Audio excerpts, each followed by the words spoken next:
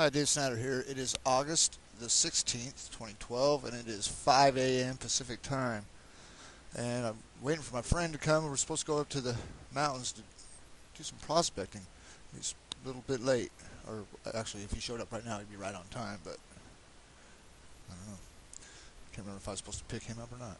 Anyways, one last thing before I go, where all the moon rocks are, up by Yosemite.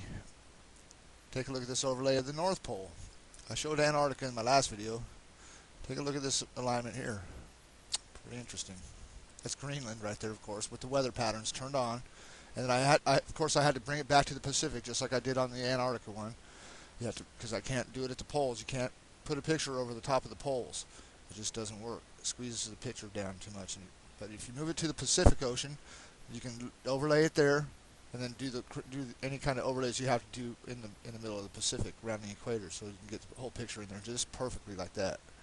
Take a look at that. Take a look at that shape. All the shapes are there. All the lines are there.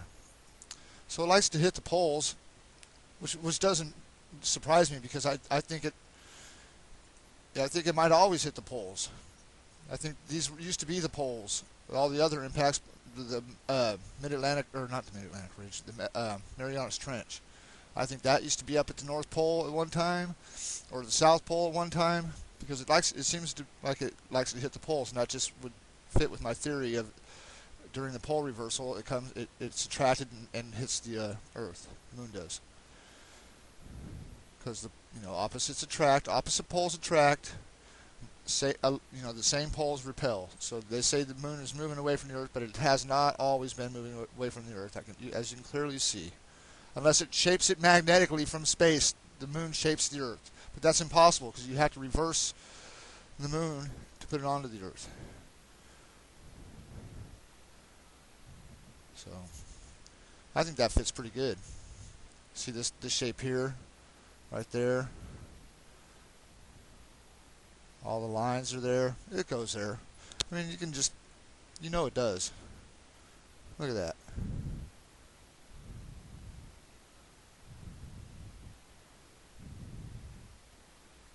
Fits there pretty well. Anyways, getting ready to go up by Yosemite, not to Yosemite, but up by there. And I'll take some pictures of those big old giant rocks that I think are from the moon myself. I mean, they're just big giant greenish gray boulders that have little gold specks on them all over the place, but it's a pyrite, and it's got some of them got crystals on them, but hold on a second. But they got like quartz splashed onto the side of these big boulders that are just like from something huge event. So I mean, the quartz is so bright white, when you look at it, it's almost blinding. It's so pure. So anyways, we'll get a picture of that. Last time I got a big chip of that quartz off there. I mean, it was pure white, just like splashed onto the side of this big boulder, and they were all like that. They had like splashes on them from when it was molten, from when the moon hit the Earth. Once upon a time, long time ago. Not once upon a time, many times. Take a look at that. Just another one.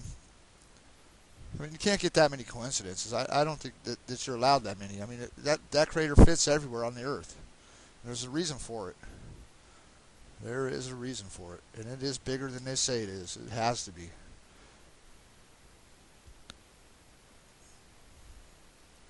Has to be. Alright, that's it. So I'll upload this real quick. And have a good weekend, or what? It's not the weekend yet, but have a good weekend anyway. Alright.